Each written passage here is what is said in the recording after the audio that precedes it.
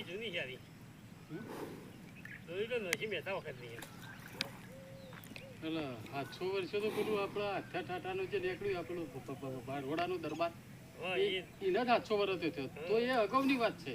એ અગાઉની વાત છે. એટલે આશરે 1000 વર્ષ થયા છે. નરસિંહ મહેતા કઈ વખત હતા ગયો નરસિંહ મહેતા 43 યુગમાં હતા. ઓહો ખાસો વર્ષ કહેવાય. કૃષ્ણ ભગવાન મળ્યા નરસિંહ મહેતા તો એનો અંદાજ ના આવે વર્ષનો કઈ.